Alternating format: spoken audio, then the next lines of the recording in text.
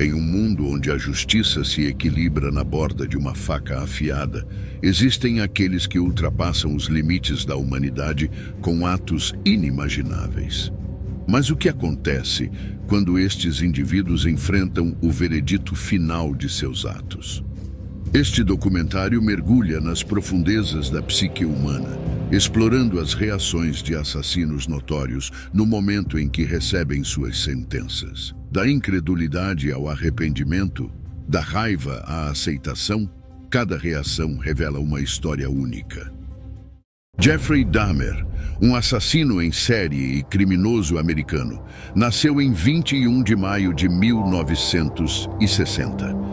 Entre 1978 e 1991, Dahmer assassinou 17 homens de maneira verdadeiramente horrível. A exploração, o esquartejamento, a necrofilia e o canibalismo foram todos elementos de seus crimes. Eu sempre soube que era errado, mas depois do o primeiro assassinato não foi planejado. Eu estava voltando do shopping em 78. Eu tinha fantasias de pegar um carona e levá-lo de volta para casa e ter total controle e domínio sobre ele. Pelo que a maioria relata, Dahmer teve uma infância normal. No entanto, ele se tornou retraído e pouco comunicativo à medida que envelhecia. Começou a demonstrar pouco ou nenhum interesse por hobbies ou interação social à medida que entrava na adolescência, voltando-se, em vez disso, para examinar carcaças de animais e beber pesadamente como entretenimento. Seu consumo de álcool continuou ao longo do ensino médio, mas não o impediu de se formar em 1978. Foi apenas 3 semanas depois que o jovem de 18 anos cometeu seu primeiro crime. Devido ao desenrolar do divórcio de seus pais naquele verão, Jeffrey ficou sozinho em casa. Ele aproveitou a oportunidade para agir de acordo com seus pensamentos sombrios que vinham crescendo em sua mente. Jeffrey ofereceu uma carona para um menino chamado Stephen Hicks e ofereceu levá-lo de volta à casa de seu pai para tomar cerveja. No entanto, quando Hicks decidiu ir embora, Dahmer o atingiu na parte de trás da cabeça com uma halter de 10 quilos. Você parece o tipo de pessoa que poderia ter dito a si mesmo: isso está errado, eu devo parar. Em seguida, ele dissecou, dissolveu, pulverizou e espalhou os restos, agora imperceptíveis, por todo o seu quintal. Mais tarde, admitiu ter assassinado Hicks simplesmente porque queria que ele ficasse. Passariam 9 anos antes que ele cometesse outro assassinato. Stephen Tuomi foi a segunda vítima assassinada em setembro de 1987. Dahmer o pegou em um bar e o levou de volta a um quarto de hotel, onde acordou na manhã seguinte ao corpo espancado de Tuomi. Mais tarde, afirmou não ter memória real de ter assassinado Tuomi, sugerindo que cometeu o crime por algum impulso durante um período de perda de consciência. Os assassinatos ocorreram esporadicamente depois de Tuomi, com 2 vítimas em 1988, uma em 1989 e 4 em 1990. Ele continuou a atrair homens desavisados de bares ou a solicitar trabalhadores corporais, a quem então drogava, explorava e estrangulava. Nesse ponto, Dahmer começou a realizar atos particularmente perturbadores com os cadáveres, continuando a usar os corpos para atos sexuais, tirar fotografias do processo de esquartejamento, preservar com precisão científica os crânios de suas vítimas para exibição e até mesmo reter partes para consumo. Eu estava me ramificando. Foi aí que começou o canibalismo.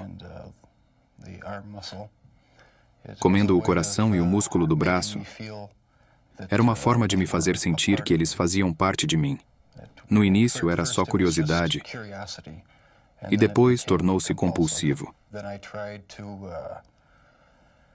Depois tentei manter a pessoa viva, induzindo um estado de zumbi.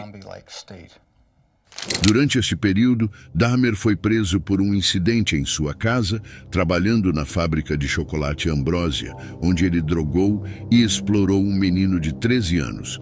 Por isso, ele recebeu uma pena de 5 anos de liberdade condicional, 1 ano em um campo de liberação de trabalho, e foi obrigado para se registrar como infrator. Ele foi liberado 2 meses antes do trabalho. Posteriormente, mudou-se para um apartamento em Milwaukee em maio de 1990. Apesar das consultas regulares com seu oficial de liberdade condicional, ele permaneceu livre para cometer 4 assassinatos naquele ano e mais 8 em 1991. Em 22 de julho de 1991, Dahmer atraiu Tracy Edwards para sua casa com a promessa de dinheiro em troca de sua companhia. Uma vez dentro, Edwards foi então forçado para o quarto por Dahmer com uma faca de açougueiro. Durante a luta, Edwards conseguiu se libertar e escapar para as ruas, onde sinalizou um carro de polícia. Quando a polícia chegou ao apartamento de Dahmer, Edwards os alertou sobre a faca que estava no quarto. Ao entrar no quarto, os policiais encontraram fotos de corpos, membros desmembrados e outras coisas perturbadoras, o que finalmente levou à prisão de Dahmer. Eu não quero ver minha mãe passar por isso novamente. Dahmer foi acusado de 15 homicídios e o julgamento começou em 30 de janeiro de 1992. Apesar das evidências esmagadoras contra ele, Dahmer se declarou inocente por motivo de insanidade devido à natureza de seus impulsos incrivelmente perturbadores e incontroláveis. Após 2 semanas de julgamento, o tribunal o declarou são e culpado por 15 acusações de assassinato. No final, ele foi condenado a 16 sentenças de prisão perpétua, totalizando 967 anos. Eu nunca quis a liberdade. Francamente, eu queria a morte para mim mesmo. Isso foi um caso para contar ao mundo que eu fiz o que fiz não por motivos de ódio. Eu não odiava ninguém. Eu sabia que estava doente ou malévolo, ou ambos. Agora, eu acreditava que estava doente. Em maio do mesmo ano, ele se declarou culpado pelo assassinato de sua primeira vítima, Stephen Hicks, e recebeu uma sentença adicional de prisão perpétua. Dahmer passou apenas algum tempo na prisão antes de ser morto por um companheiro de cela em 1994. Eu deveria ter permanecido com Deus. Eu tentei e falhei, criando um holocausto. E se eu pudesse dar minha vida agora para trazer os entes queridos deles de volta, eu faria. Sinto muito profundamente. Eu mereço qualquer consequência que eu tenha por causa do que fiz. Ele que tentou uma fuga da prisão, que resultou na morte de 4 funcionários da prisão na instituição correcional Pasquotank, na Carolina do Norte. Eu o esfaqueei umas 4 a 8 vezes. Michael Brady estava enfrentando uma sentença de 24 anos de prisão por uma condenação por tentativa de assassinato após atirar em um policial rodoviário do estado da Carolina do Norte. 4 anos depois de começar sua sentença, Brady e outros 3 detentos brutalmente assassinaram 4 funcionários da prisão com martelos e tesouras. Eu bati em Jeffrey Hall até ele parar de se mexer. Não sei quantas vezes o atingi com um martelo. Esse homem, Michael Brady, agrediu aquele homem, George Midget, como se estivesse tentando quebrar concreto. Brady então tentou pular uma cerca, mas foi capturado sob a mira de uma arma. Durante o julgamento, os promotores argumentaram que Brady foi quem planejou o ataque e não demonstrava remorso pelos assassinatos. Após a condenação de Brady, ele agora se pronunciará durante a fase de sentença. Eu estou aqui para contar a verdade. Você pode me perguntar qualquer coisa e eu vou contar a verdade. Quer doa ou ajude, eu não me importo com isso. Você não acredita que está louco, não é? Não, eu não acho que estou louco. E você sabe a diferença entre certo e errado? Sim. Então você sabe que assassinar é errado. Assassinar é um nome diferente para a morte, mas sim. Sua liberdade significava mais do que as vidas deles? Sim. E agora o juiz lê a recomendação do júri. O júri recomendou por unanimidade que o réu fosse condenado à morte. Brady parece completamente sem emoção e o juiz posteriormente concorda com a pena de morte. Agora ele está detido no Colorado, aguardando a execução de sua sentença de morte. Nada é mais assustador do que encarar os olhos de um assassino, e esses assassinos foram os mais aterrorizantes. Temos Kwaohuru Govan. Embora você possa pensar que este homem sendo arrastado e empurrado no tribunal é um ninguém, ele foi responsável por assassinatos horrendos. Tudo começou em fevereiro de 2005, no Brooklyn, quando partes do corpo de Roshan Brasil foram encontradas em sacos dentro de um túnel de metrô no Brooklyn. O caso ficou sem solução por 12 anos, até que o assassinato foi relacionado à última pessoa com quem ele foi visto saindo do metrô, que estava preso na Flórida por roubo à mão armada.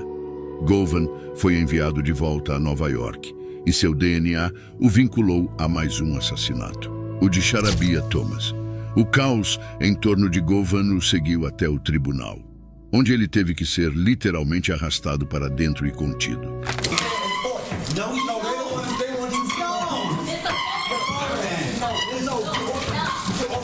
Govan estava sendo barulhento, não cooperativo e francamente irritante. Estou te enviando de volta.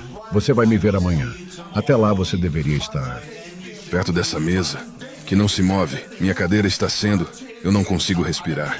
Ele estava convencido de que estava sendo incriminado, mas havia evidências suficientes para sugerir que Govan poderia ser um assassino em série. Os julgamentos enfrentavam complicações devido à recusa de Govan em ser filmado. O DNA do Sr. Govan não estava registrado até que ele foi preso e acusado por um assalto na Flórida. Uma vez que isso foi registrado, foi por isso que conseguimos fazer a correspondência com o homicídio de Charabia Thomas. Foi condenado a 25 anos de prisão perpétua pelo assassinato de Charabia Thomas, enquanto o julgamento pelo assassinato de Roshan Brasil ainda está em andamento. Esse perpetrador em particular tem estado por todo o país. Ele esteve na Flórida, esteve na Califórnia. Vamos prosseguir com isso. Qualquer outro caso que possa se enquadrar nesses crimes. O exemplo do caso de Sidney Newen, também conhecido como Sidney Newsom, que causou tumulto durante sua aparição perante o juiz do Distrito Sul, Aubrey Rice, no Tribunal de Justiça do Condado de Pike, enfrentando uma acusação de violência doméstica. Não se deixe enganar pela fachada de arrependimento. As ações de Nan no tribunal vão chocar você até o final. Inicialmente composto, ele revisou documentos até que um toque na mesa de um oficial de transporte pareceu desencadear uma mudança. Eventualmente, Neil se recompôs, mas não estava pronto para concluir os procedimentos. Visivelmente irritado e chateado, Neil envolveu-se em uma discussão com o juiz, levando o juiz a sinalizar para sua remoção. Inicialmente, Neil parecia que obedeceria, mas logo ele explodiu, pegando um monte de papéis e os jogando no juiz, iniciando o caos. Os funcionários do tribunal se afastaram, sua mãe gritou e pulou, enquanto a descontrolada oficial de transporte lutava para manter o controle. As ações de Neil não pararam por aí. Ele lançou um telefone no juiz e derrubou um monitor de computador. O juiz Rimes decidiu que já era suficiente e era hora de retomar o controle de seu tribunal. Apesar da resistência contínua de Neil, o juiz Rimes conseguiu contê-lo, com o irmão de Neil se envolvendo. Eventualmente, mais autoridades intervieram para retirar Neil da sala. Uma vez que a ordem foi restaurada, o juiz Rimes voltou ao banco e retomou os procedimentos. O irmão de Neil não foi acusado de nenhum crime e foi retirado do tribunal. Neil foi acusado de uma acusação adicional de desacato ao tribunal e cumpriu 48 horas de prisão.